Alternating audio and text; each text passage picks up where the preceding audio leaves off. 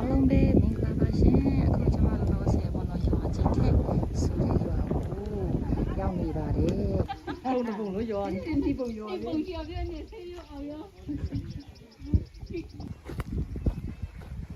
ဒီရွာကကျတော့တဲ့အဓိကစပါစိုက်တာပေါ့နော်ဒါပေမဲ့စပါကလည်းတတိပဲစားရတယ်တဲ့ပြီးတော့ခရမ်းချင်တီတို့ခရမ်းတီတို့လည်းစိုက်တာပေါ့နော်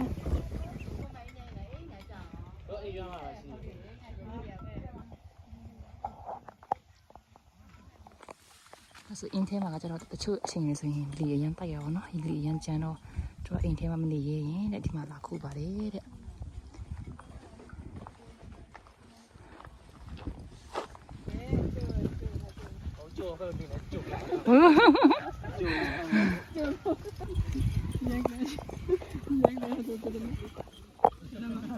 ရလာရစနေ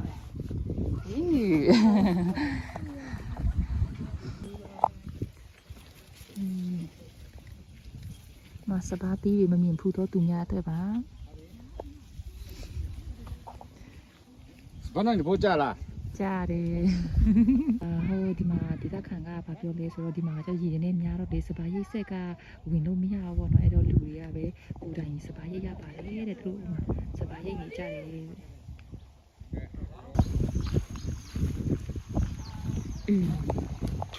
ည့်ပါဒီကစာ6ရုပ်ကစပိုင်းမှလည်းရနော်ဒီကvery some scarecrow yeah very stylish also ကြည့်ပါဦးစပိုင်းနဲ့ရမ်းမရနော်အုတ်ထုပ်ကလေဟိုဒေါ်နယ်ထရမ့်ကိုတော့တတိယသွားတယ်